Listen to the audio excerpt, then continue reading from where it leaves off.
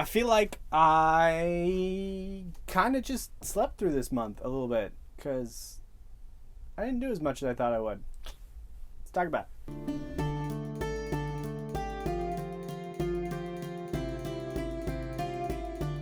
Hello and welcome to my channel. My name is Pete. This is the Ponderings of Pete. And if you are new here, thank you so much for coming. I really appreciate it.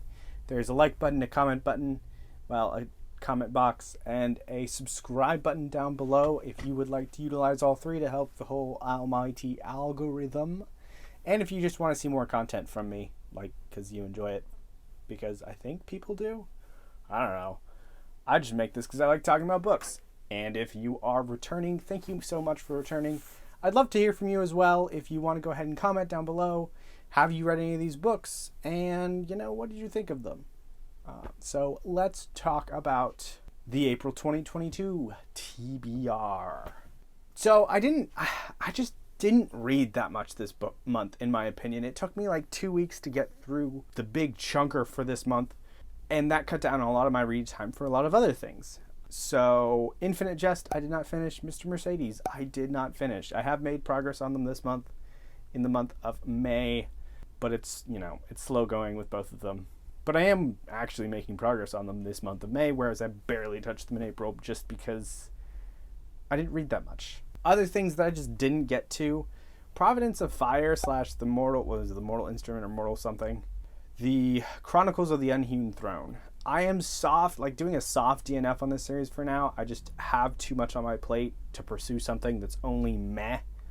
I don't hate it a lot, which would fuel me actually reading it if I did, though I can rant about it when given the chance. So I'm going to put that off for a little bit. I have some notes on it so I can come back to it later and take more notes and talk about why I thought it was really meh.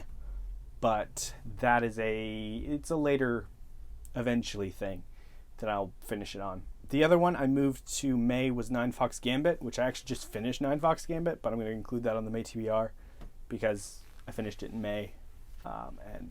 So look forward to that, by the way, because 9 Fox Gambit was great. Anyways, let's talk about the 5 books that I actually finished in April. The first one is Telenoveds Reach.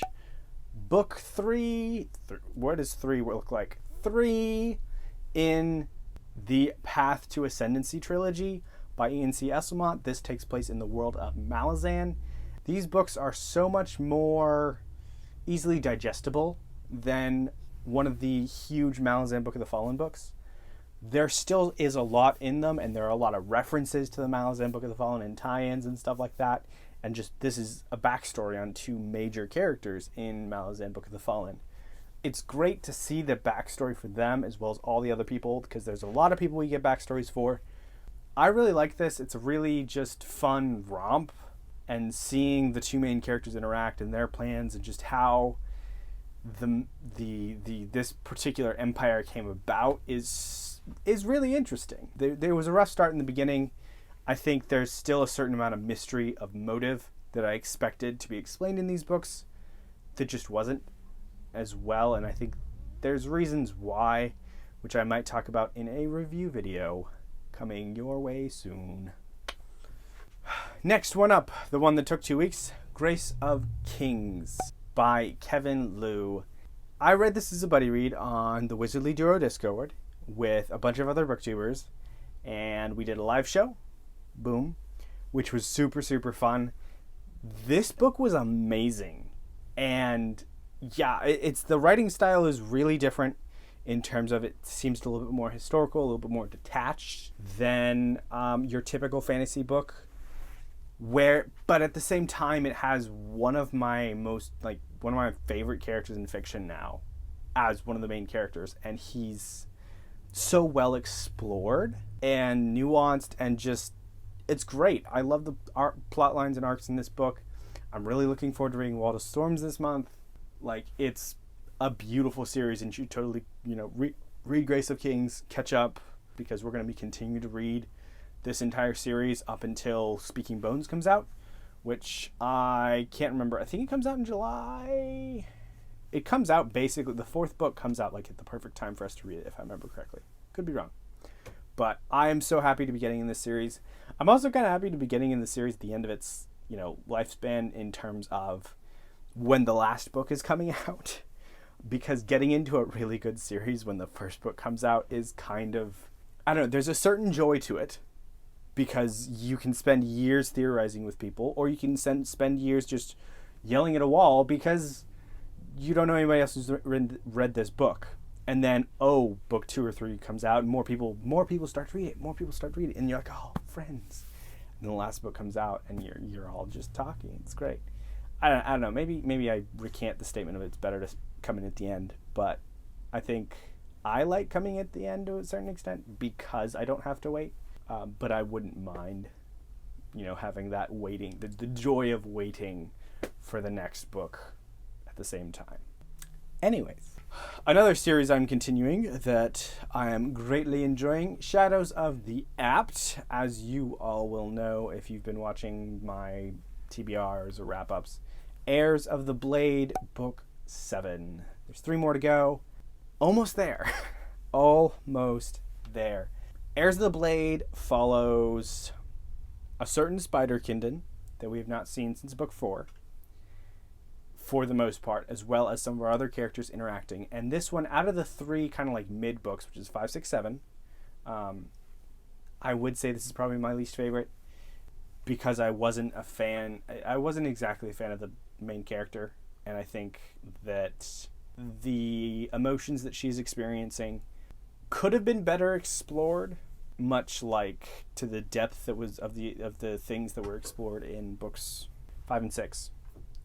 So I think it started out very strongly and dark and kind of depressing, but from there was some gaps that I think Tchaikovsky left with the character building and some of the other things that I think he left for a specific purpose, but he didn't exactly achieve that purpose when he left those gaps.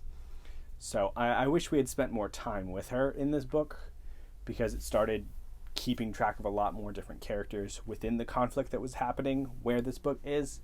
And on the bright side, we got an exploration of air power. Because I don't know if you knew, but Book 8 is called The Air War, and it's exactly what it talks about.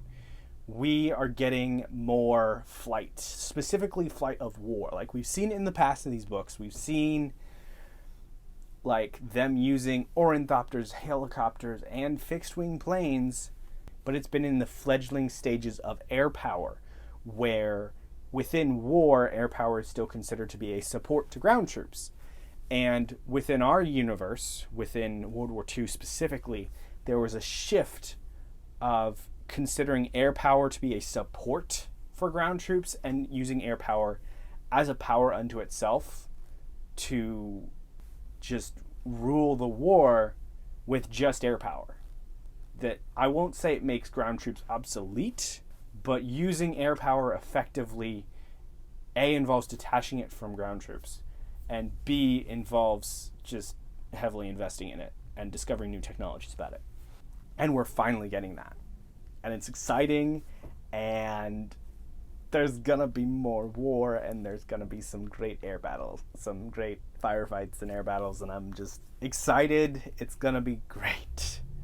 And the next one is Book 2 in the Lady Trent series, which is The Tropic of Serpents. Memoirs of Lady Trent. I said this in my review that I posted last week, in the last few days. This is a comfort series to me because it feels kind of like historical fantasy, because it kind of feels like she's from fantasy England, just the names are changed around. But it's about a woman who wants to be a naturalist that studies dragons, just dragons. And it's beautiful, and she's so much very for science, and the characters within these books are very heartwarming, and seeing the evolution of the characters from book 1 to book 2 is just great. I think Marie Brennan writes some excellent characters, excellent friendships, and there's a lot of humor and sass in these books that is also just highly entertaining.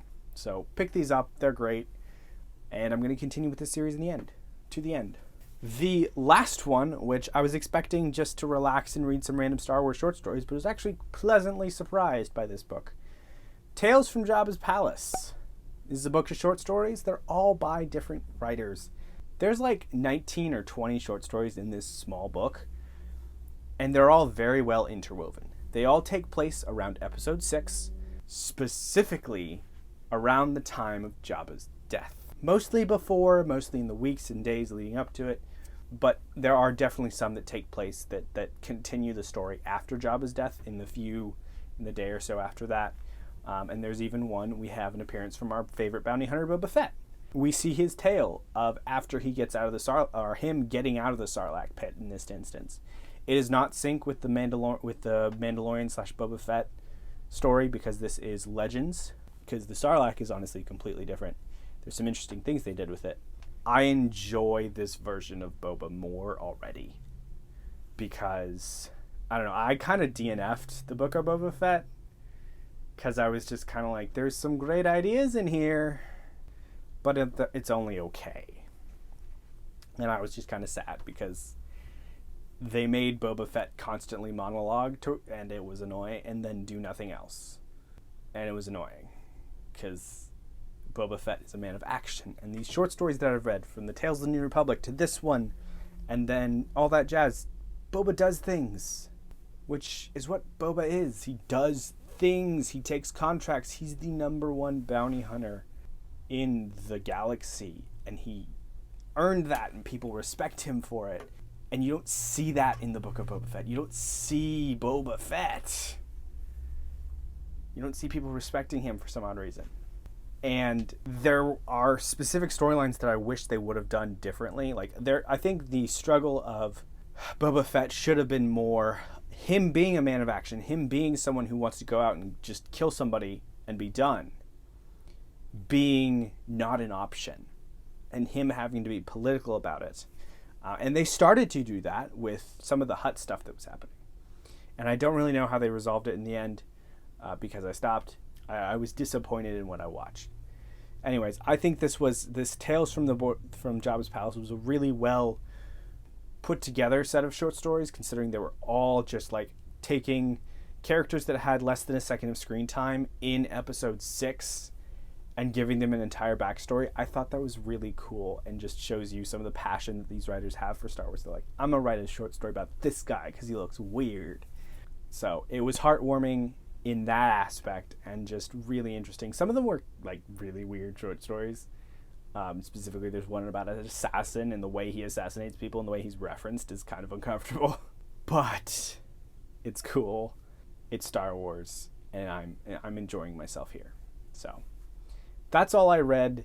Tune in next month for a lot more. I mean, I've already, started on one of my chunkers and haven't gotten that far yet, but I'm working on reading a lot more this month because I'm excited to read a lot of these books. Let me know what you thought about these books that I've read, that I didn't read. If you finished them, your thoughts.